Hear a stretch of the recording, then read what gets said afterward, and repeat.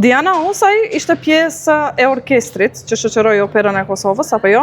Dhe ka një rastësi interesante, pasi në ditën që unë e kam ftuar ti bashkangjitet një emisionit tim, ajo shkonte në audicion në Operën që do shfaqte Gocën e Kaçanikut.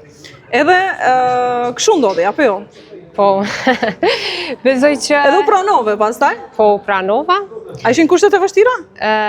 Jo. Në fakt, ndoshta kushtet kanë qenë të vështira, po ti ke plotësuar gjitha pa problem. Po, besoj që po. Me qenë se veç se jam pranu. E kishe menduar atë ditë se kështu do vinte puna që të ketë një premierë suksesshme, më pas një reprizë në Shkup? Jo, takimin tu se kisha mendu. Në Shkup e kam prit që kemi me shfaq një operë, po me u taku me juve jo. Edhe si u ndjeve gjatë performancës? Shumë mirë, shumë mirë. Ishit pjesa e padukshme, ama u duar trokiti shumë publiku? Po, na mirë priti shumë mirë publiku. Më thuaj, sepse gjithkohës e ka menduar, si është të interpretosh në atë gropën aty poshtë, ku nuk duket publiku?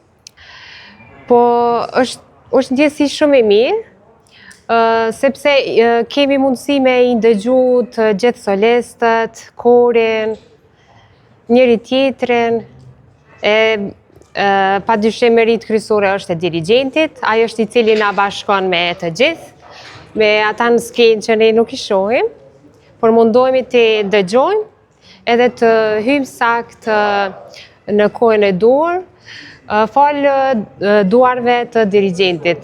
Në këtë rast maestros profesore Don Ramadanit.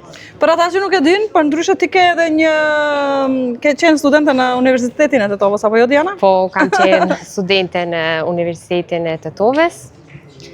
Ke ndarë vite të bukura atje? Po, kam shumë kujtime të bukura me kolegët e Tetovës, të Shkupit, Strugës, pashtu edhe me stafin e mrekullueshëm të profesorëve.